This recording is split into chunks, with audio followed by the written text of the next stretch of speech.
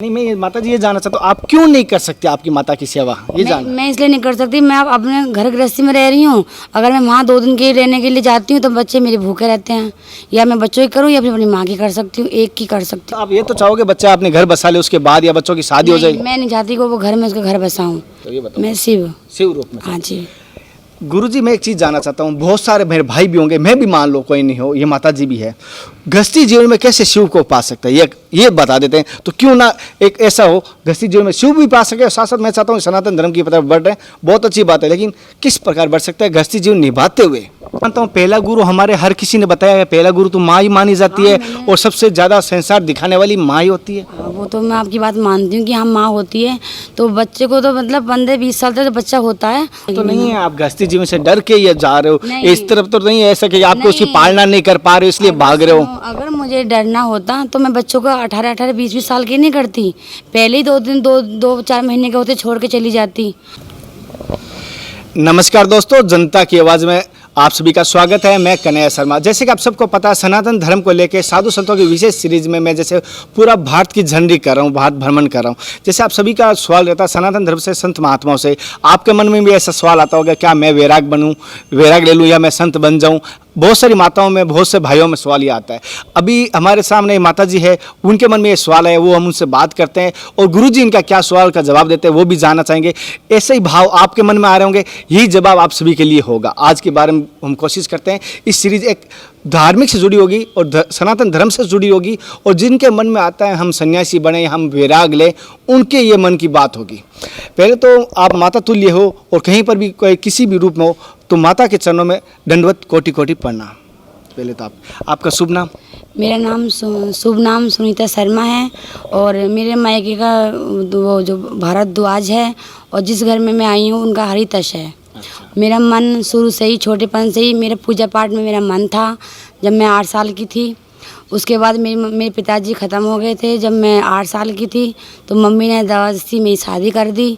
उसके बाद फिर मेरे छोटे छोटे 2 बच्चे हो गए, फिर मैं घर गृहस्थी में ये हो गई। फिर मेरे हस्बैंड है मेरे, उनके हमारे कोई विचार नहीं मिल पाए। फिर शादी के बाद मैंने ये देखा कोई किसी का नहीं है, ना माँ है, ना बेटा है, ना पति है।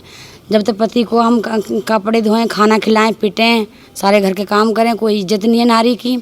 इसलिए मैंने सोचा कि मैं अब भगवान मेरे बच्चे पैरों पर खड़े हो जाएं, उसके मैं अच्छे मुझे कोई गुरु मिल जाएं, फिर मैं संन्यास ले लूं। अच्छा, आपके बच्चे कितने साल के हैं? मेरा एक बेटा 17 साल का है, और एक मेरा बेटा 16 साल का है। और बेटी?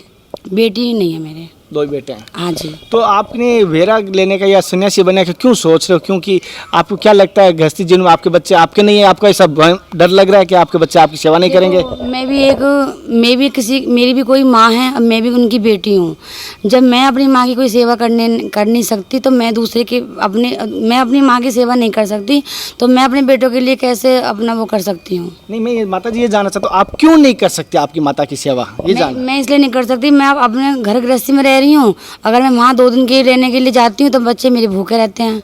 या मैं बच्चों की करूँ या फिर अपनी माँ की कर सकती हूँ, एक की कर सकती हूँ।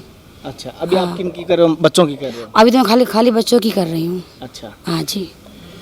तो आपने वैराग लेने की सोचा है बच्चों को शादी करने से पहले सोचा या बाद में? मैंने सोचा कि अगर मैं बच्चों की शादी करूँगी, फिर सोचूंगी कि पोती पोते हो जाएं, फिर वो कहूँगे सब बुखार है, वो सही है। इसलिए मैं आगे की ज़िंदगी इन्हों में घुमाना नहीं चाह रही हूँ। तो मतलब आप में ये अपनी घर गृहस्थी जीवन या बच्चों की जो जिंदगी है आधी नैया में छोड़ना चाहते हो बीच में, या पूरी करना चाहते हो? नहीं, मैं तो यहाँ तक छोड़ी, जब बच्चा कमाने लायक हो जाएगा तो वो अपना जीवन खुद वो चला सकता है। तो मतलब आप ये तो चाहोगे बच्चा अपने घर बसा ले उसके बाद, या बच्चों की शादी हो जाए? मैं नहीं चाहती कि वो घर में उसका घर बसाऊं। अच्छा, घर बसाना नहीं चाहते बच्चों? नहीं, वो खुद बसाए अपना घर। अच्छा। क्योंकि मेरी बिना मर्जी घर बसा दिया, तो उनके पिताजी के माँ बापों ने भी उनकी बिना मर्जी घर बसा दिया, तो वो ना वो सुखी है ना मैं सुखी हूँ। मतलब आप अपना कर्तव्य पूरा नहीं निभाओगे, आधा छोड़ के आओगे घर की? आधा कहाँ छोड़ रही हूँ, तो उनका घर बसाओगे? बेटा मैंने पाल पोस दिया और पैरों पर खड़ा हो जाए वो, तो वो आगे की जिंदगी तो निर्णय वो लेगा ना। अब मैं शादी कर दूँ और वो उसका खर्चा पानी नहीं चला पाएगा, तो मैं क्यों नहीं चला पाऊंगी? बताओ, मैं कल को की शादी कर दूँ, उसका ये खर्चा पानी नहीं चला पाएगा। तो ऐसा क्यों नहीं करते? उनको भी धार्मिक लाइन में क्यों नहीं डाल पा रहे हो? हाँ, मैं तो चाह रही हूँ धार्मिक बन जाए, लेकिन नहीं बनना चाहते? नहीं, अपने साथ लेके जाती हूँ हर जगह। और इससे कहती हूँ कि ये धार्मिक बन जाए। अब मैं बच्चा क्या कहता है? बच्चा कहता है मैं अपनी मर्जी से करूँगा जो यहाँ करूँगा। पर इनका पुत्र भी, लड़का भी आया हुआ है, मैं थोड़ा सा मैं उनसे खुद चाहती हूँ। नहीं, मैं एक सेकंड इधर नाम बताना, नाम बताओ, इधर आओ, नाम बताओ चलो वो थोड़ा डर रहा है, कोई बात नहीं। अब हम कोई नहीं, अब कोई नहीं सर, नहीं नॉन स्टॉप चल रहा है। तो अब हम पहले तो गुरुजी को कुछ चाहती हूँ कि मेरे बेटा भी चलो कोई नहीं, अब हम गुरुजी के चरणों में प्रणाम करते हैं, फिर इनका सवाल जवाब देते हैं। गुरुजी मेरी तरफ से, मेरे देखने वाले सभी दर्शकों की तरफ से आपके चरणों में दंडवत कोटि कोटि प्रणाम। ओम नमो नारायण जी, आनंद करो, मौज करो जी। गुरुजी जैसे आपने माता जी की पूरी बात सुनी थी, इन्होंने जैसे कहा था, ऐसे बहुत सारे मोहतात है। मेरे नज़रों में ये कहता हूँ, ये अपनी गर्गिस्ती आधी नैया में छोड़ के आ रहे, बीच में नदियाँ होती है उसको पार नहीं लगा रही, ना इधर का रख रहे हैं ना उधर का रख रहे हैं। क्या मेरा जो कहना सही है, गलत है, या आप क्या कहना चाहोगे? आपको पूरा भारतवर्ष देख रहा है। ये तो शिष्य कोई भी हो, शिष्य के लिए तो यही है कि पहले अपने बच्चों का भविष्य उज्जवल करना चाहिए। शिक्षा हो, शिक्षा दिलाओ उनको, फिर उनका जीवन यापन, पालन पोषण, सारी जिम्मेदारी पहले तो गृहस्थ में होती हैं। उनको अपने नियम अनुसार, मर्यादा के अनुसार निभाना चाहिए। जैसे श्री राम ने, पुरुषोत्तम श्री राम ने अपनी मर्यादा में सारी चीज़ें निभाई हैं।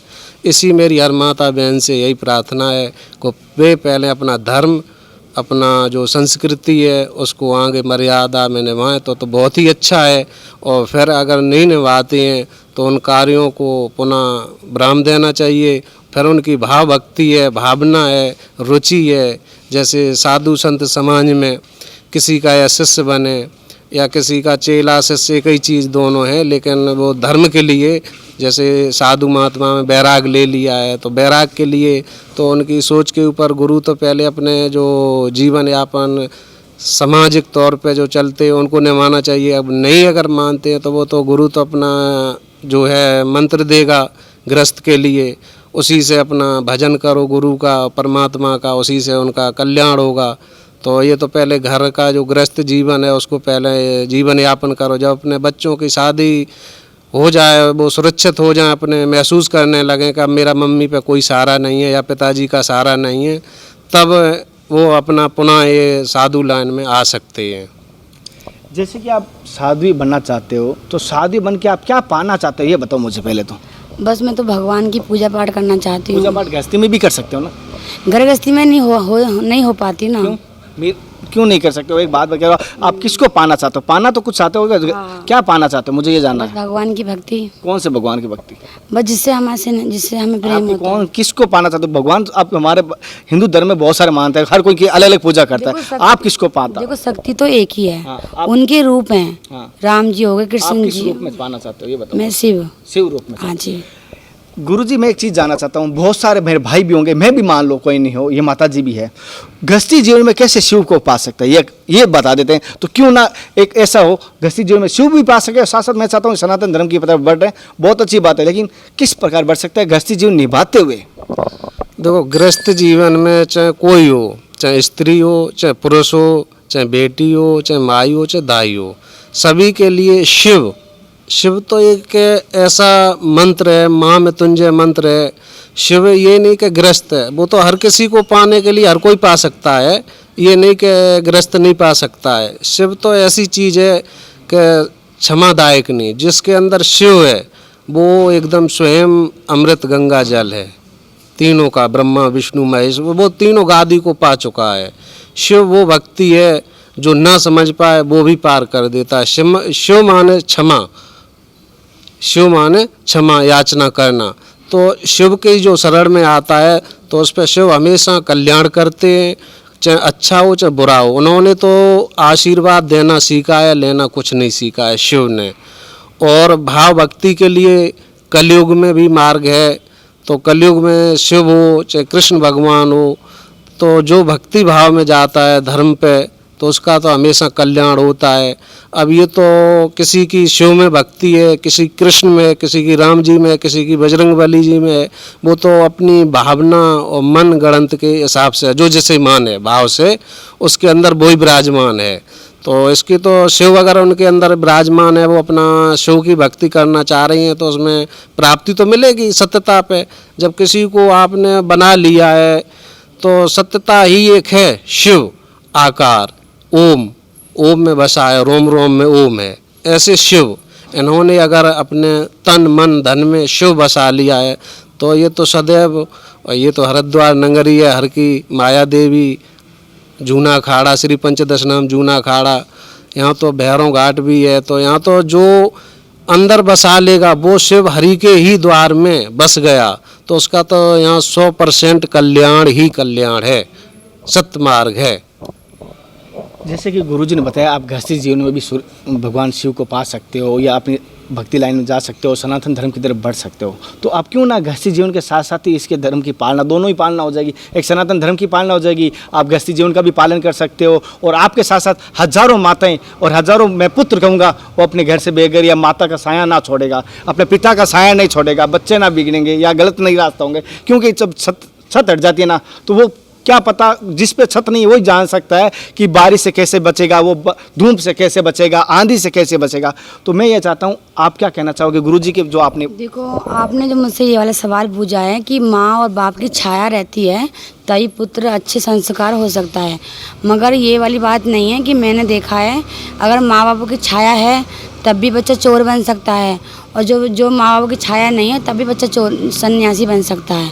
ये कुछ गुण होते हैं, हाँ माँ बाप देते हैं, कुछ बच्चे के संस्कार अपने ही होते हैं। लेकिन मैं तो मानता हूँ पहला गुरु, हमारे हर किसी ने बताया है, पहला गुरु तो माँ ही मानी जाती है, और सबसे ज़्यादा संसार दिखाने वाली माँ ही होती है। वो तो मैं आपकी बात मानती हूँ कि हाँ माँ होती है, तो बच्चे को तो मतलब 15-20 साल तक जब बच्चा होता है उसके बाद वो खुद ही समझदार हो जाता है। माँ को होता है कि बस 20 साल तक बच्चे को अपना सारी बातें मतलब बताए समझाए, उसके बाद तो बच्चा अपने आप ही हो जाता है अपने लायक, सोच समझने लायक। एक चीज़ और जानना चाहता हूँ गुरुजी, मैं एक चीज़ जानना चाहता हूँ, क्या साधु धर्म निभाना बड़ा है या गृहस्थी जीवन बड़ा नियम है? बड़ा कौन है, ये बताना चाहता हूँ। सबसे बड़ा तो गृहस्थ जीवन है। जो हमारे गृहस्थ में भगत जगत हैं, वो खेती में अनाज डालते हैं तो उसको चिड़ियाँ भी अपना पेट भरती हैं, चींटियाँ भी अपना पेट भरती हैं, अन्य पशुपति भी उससे, पशु पक्षी सभी जीव जंतु मतलब पेट भरते हैं। तो उनका तो पुण्य अथाह से अथाह, मतलब पुण्य से पुण्य, सौभाग्य का पुण्य होता है उनका गृहस्थ इस, और अपना बच्चों का पालन पोषण। और साधु जो है क्या, वो तो एक अपना भजन परमात्मा के धीन है, आधीन। साधु आधीन है परमात्मा के, वो क्या अपने को ही परमात्मा में दे सकता है, दूसरे को नहीं दे सकता है। क्यों? वो अपने को ही दे चुका है गंगा जी में। तो ऐसे अब गृहस्थ तो सबको झेल रहा है, चाहे उसका बच्चा हो, चाहे भैंस हो, चाहे गाय हो, चाहे जानवर कोई भी हो, चाहे पशु पक्षी हो, तो वो तो सारे जीव जंतुओं का पेट गृहस्थ ही भरता है। तो इसलिए गृहस्थ धर्म सबसे बड़ा बताया गया है हमारे पीर गुरु महाराजों ने। उसके बाद सीढ़ियाँ लगी, सब अपना अपना, फिर जैसा जिसका कर्म है वो कर्म के अनुसार उसको अपना भोगना पड़ता है। जैसे जीवन जो है सबसे बड़ा गृहस्थ है। जैसे गुरुजी ने बताया था, सबसे बड़ा गृहस्थ जीवन होता है और उसका पालन करते हैं तो भगवान की अति गुना फल मिलता है, तो क्या कहोगे? जैसे कि गाड़ी होती है वो दोनों पहियों से चलती है, और जब उस गाड़ी का एक टायर खराब हो जाता है तो वो गाड़ी नहीं चल पाती है। कौन सा टायर खराब हुआ? तो जैसे मैं बताती हूँ, जैसे कि अगर हम किसी के विचार आपस में नहीं मिलते हैं, अगर दोनों के विचार मिलते हैं तो मैं यही कहूँगी गृहस्थ जीवन सही रहता है। अगर गाड़ी के दोनों पहिए खराब हैं, नहीं दोनों के विचार मिलते हैं, तो वो अपने निर्णय खुद दोनों ले सकते हैं, क्योंकि वो गाड़ी नहीं चल पाएगी दोनों पहियों के बिना, और नहीं बच्चे पल पाएंगे दोनों पहियों गाड़ी। ऐसा तो नहीं है आप गृहस्थी जीवन से डर के ये जा रहे हो, इस तरफ तो नहीं है ऐसा कि आपको उसकी पालना नहीं कर पा रहे हो इसलिए भाग रहे हो? अगर मुझे डरना होता तो मैं बच्चों को 18-18, 20-20 साल की नहीं करती, पहले ही 2-4 महीने के होते छोड़ के चली जाती। मैं तो बच्चों को पढ़ा रही हूँ, लिखा रही हूँ, उनकी पैरों पे खड़ा करके जब ले रही हूँ ना। तो अब आपने क्या डिसीजन लिया कि बच्चों के मतलब गृहस्थी जीवन में आप भक्ति करना चाहोगे? मैं नहीं, गृहस्थ जीवन में नहीं करूँगी, संन्यास लूँगी जिस दिन मेरे बच्चे पैरों पे खड़े हो जाएंगे। ये बच्चों की शादी करके नहीं छोड़ोगे? नहीं, क्योंकि बच्चे कहते हैं कि हम अपनी मर्जी शादी करेंगे, तो फिर मैं शादी करके इनकी करने का फ़ायदा क्या होगा? आजकल बच्चे सब निर्णय अपने आप लेते हैं कि अपनी मनपसंद शादी करेंगे। अब वो ज़माना नहीं रहा कि आपकी दवा से शादी कर दी। अब बच्चे फिर देख रहे हैं ना मम्मी पापा कैसे रह रहे हैं, तो वो सोचेंगे जैसे आपकी ज़िंदगी हुई, हम अपनी ज़िंदगी ख़राब कोई नहीं करेंगे। बताओ। इसको तो मैं तो हट योग कर दूँ, क्या कहूँ, मुझे खुद का समझ नहीं आ रहा। चलो गुरुजी, चलो आप क्या कहोगे? सभी भारतवर्ष देख रहे हैं, आप क्या आशीर्वाद देना चाहोगे? और ऐसे ही माताएं कुछ भाई और उनको क्या सद्बुद्धि किस प्रकार कहोगे, किस तरफ वो बढ़ सकते हैं? हम तो सभी जो माता या भाई बंधु जो मतलब इस पृथ्वी भूमि पे कोई हो, सभी को मैं श्री पंचदश नाम जूना अखाड़े की तरफ से महंत संतोष गिरी नंगा बाबा का ओम नमो नारायण जी सबको, गुरुमूर्तियों को, गुरु महाराज को, भेष भगवान को, सभी को, नांगा निर्माणी कुठारी भंडारी को, सभी को ओम नमो नारायण जी। हम तो यही कहते हैं कि सबसे बड़ा गृहस्थ धर्म है, उसमें जो अपनी मर्यादा निभाते हैं वो तो परम उत्तम परम गति पाते हैं। और जो अगर प्रभु में आते हैं, अपना जीवन काल छोड़ के, एक भूत योनि आदि होती है, जो किसी की मृत्यु हो गई तो वो आधा भूत योनि में चला जाता है, आधा मतलब मनुष्य योनि को भोग के जाता, तो वो भटकता है। तो ऐसे ही साधु क्या है अपना, तो वो तो चलो बचपन से जुड़ गया, अपने साधु ले लिया उसने संकल्प। अब गृहस्थ है, न तो इधर किसी को छोड़ो ना उधर छोड़ो, उसको आपका बच्चा है, हम हर माता बहन को यही कहेंगे, किसी का भी बच्चा हो तो उसको पहले कल्याण करो। 18 साल का 20 जिम्मेदारी अगर उसने ले ली है, वो आपसे सहमत है कि माता जी बस मैं अपना घर परिवार चला लूँगा, आप अगर भजनानंदी बन रही हो या साधु बनना चाहती हो, तो अगर आपके बच्चा, माता पिता, जो घर में सदस्य हैं वो आपको अगर स्वीकार करते हैं कि बन जाओ इसको और आप जीवन यापन अपना पालन करो साधु नगर भेष भगवान में, तो अगर उनको तो परम गति है, परम उत्ति है, उसको तो कोई रोक नहीं सकता है, परमात्मा भी नहीं रोक सकता है। जो जिसके भक्त भगवान बस में बसे हैं, तो ऐसे तो जो भक्त ही के भगवान बस में चलते हैं, और भक्त ही अलग हो जाएंगे तो भगवान क्या, वो तो बैठे ही मंदिर में अपने कुठार द्वार में जहाँ है तहाँ परमात्मा ही बैठा है, तो उनको क्या है, पूजा पाठ भी नहीं हो पाएगी। तो ये तो सतबुद्धि और सत्य मार्ग जो देता है, जो परमात्मा देता है, चाहे आधे पे दे, चाहे 18 साल के हो बच्चे, चाहे 5 साल के हो। जैसे ध्रुव थे तो उनकी माता ने उनको अपनी 5 साल की आयु में ही ज्ञान दे दिया था नारद जी ने, कि जाओ, चलो माता ने तो कहा जाओ परमात्मा को ढूंढो आप, नारद जी मिल गए तो उन्होंने सत्य ज्ञान मार्ग दिया, बच्चा जा, एक ही नारायण, एक ही मंत्र जपना, ओम नमो नारायण भगवते वासुदेवा, इस मंत्र को तू मत छोड़ना और सारा ही तेरा जीवन कल्याण में परम गति उत्ती सब गादियाँ प्राप्त होगी। तो आज माता ने एक पहले अपना जो संकल्प विश्वास परमात्मा के प्रति दिया वो आज साकार हुआ। तो देखो ध्रुव जी कहाँ तक कहाँ पहुँचे। प्रहलाद जी की कहानी बहुत प्रिय है, ये भी ऐसी एक ध्रुव जी से मिलती जुलती कथा। तो श्री भगवत महापुराण है, ये तो कथा अनंत कोट है, इसका ना कोई समापन हुआ ना होगा विश्व में, ये तो जितनी कह लो उतनी कम है।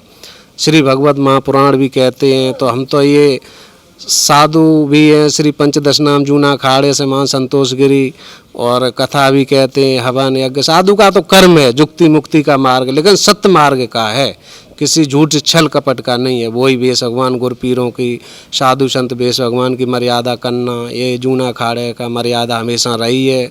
अपने छोटे बड़ों के साथ में लेके, और चाहे गृहस्थ हो चाहे किसी महात्मा, तो सब एक दूसरे को साथ के लेके चलते हैं, इसमें नहीं। तो माता जी ये आई दिल्ली से, इन्होंने कहा कि शिष्य ये बनना चाह रही हैं, तो उनको तो मैंने यही सतबुद्धि दी, अभी आपके 2 बालक हैं और उनका कल्याण करो। जब कल्याण वो अपने पैरों पे खड़े हो जाएं, आप साधु बनो, जो इच्छा है वो करो, परम भक्त। अब क्या, बस अपना कर्तव्य निभाओ। फिर उनकी परमात्मा सद्बुद्धि दे रहा, परमात्मा से बड़े हम तो है नहीं है। परमात्मा क्या उनके मेमोरी में क्या दिमाग में देता है परमात्मा, तो वो तो जोग है, संजोग है, उनके जो किस्मत में लिखा है उसे कोई मिटा नहीं सकता है, चाहे महात्मा हो चाहे कोई हो, जो तो परमात्मा ही लिखता है, भेजता है कि तुम्हें ऐसा करना है।